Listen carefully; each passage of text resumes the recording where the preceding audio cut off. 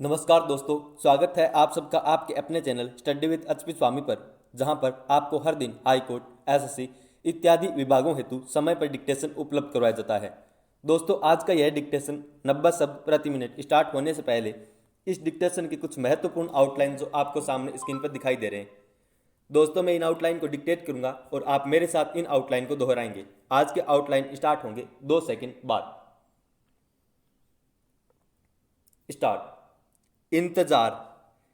ई तय बनाकर के तय को जय से काटा गया है।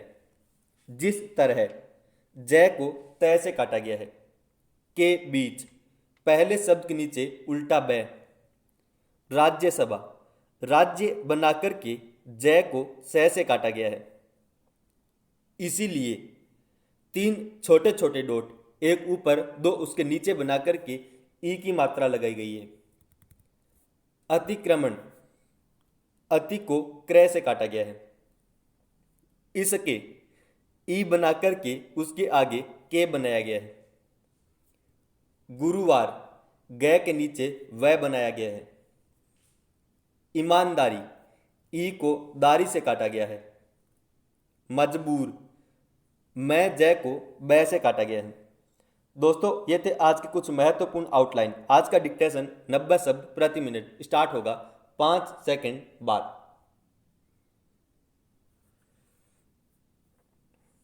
स्टार्ट। पूर्वी लद्दाख में वास्तविक नियंत्रण रेखा LAC पर पेंगोंग झील इलाके से चीनी सेना का पीछे हटना निश्चित रूप से भारत की बड़ी कूटनीतिक जीत है। लंबे समय से इस बात का इंतजार था कि कब चीनी सेना इस इलाके से हटे और तनाव कम हो। चीन ने अपने सैनिकों को पीछे हटाने की प्रक्रिया शुरू कर दी है। इसमें कोई संदेह नहीं कि पूर्वी लद्दाख में चीनी अतिक्रमण पर भारत ने जिस तरह का कड़ा रुख अख्तियार किया, उसी से चीन झुकने को मजबूर हुआ है। भारत और चीन के बीच इस टकराव पिछले साल मई में तब शुरू हुआ था जब चीनी सेना ने इस क्षेत्र में भारत के कब्जे वाले इलाकों में पैर जमा लिए थे। इसके बाद जून में चीनी सैनिकों ने गलवान घाटी में भारतीय सैनिकों पर हमला कर दिया, जिसमें 20 जवान शहीद हो गए थे।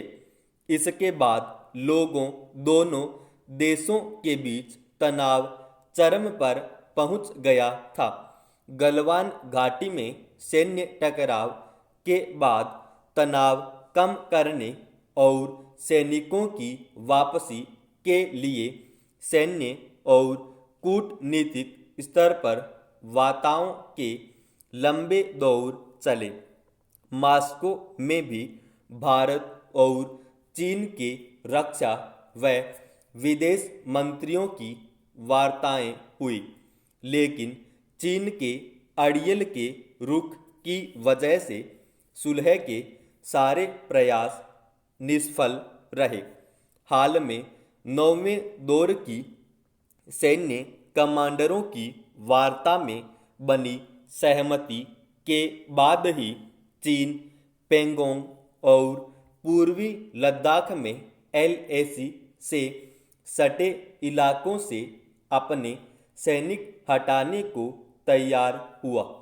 8वें दौर की वार्ता में भी उसने इस बात पर सहमति जताई थी कि वह सैनिकों को भारतीय क्षेत्र से हटा लेगा, लेकिन हर बार वह भारत पर इस बात के लिए दबाव डालता रहा कि अग्रिम मोर्चों से सैनिकों को हटाने का काम पहले वह करे, जबकि रणनीतिक लिहाज से महत्वपूर्ण इन ठिकानों से सैनिकों की संख्या कम करने का काम दोनों देशों को समान रूप से करना था।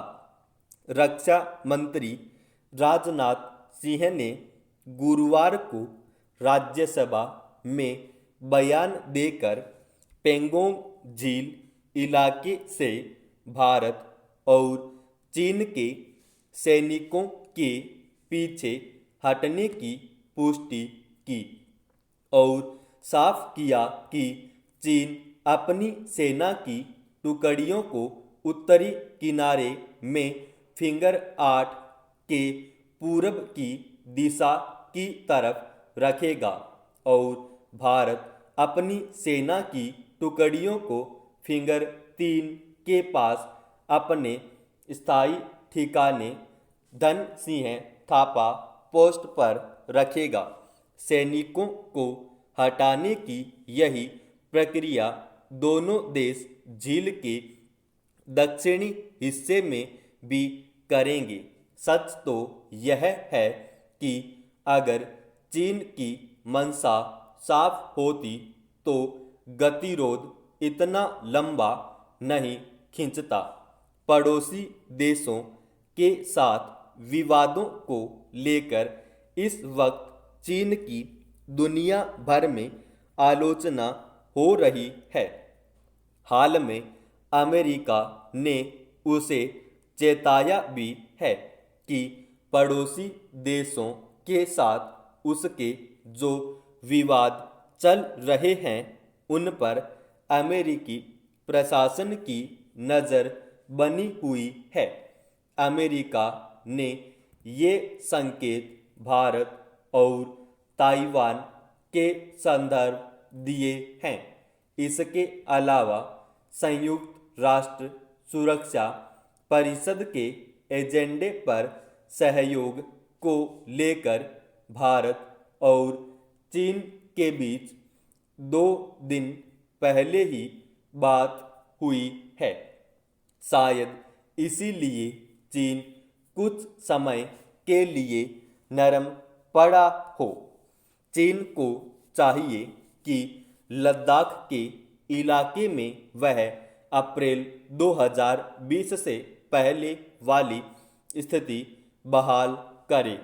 अब देखना यह है कि सैनिकों की वापसी के कदम पर वह कितनी ईमानदारी दिखाता है। अभी भी वह कोई छल कर जाए जैसी कि उसकी प्रवृत्ति है तो कोई आश्चर्य नहीं होना चाहिए। समाप्त।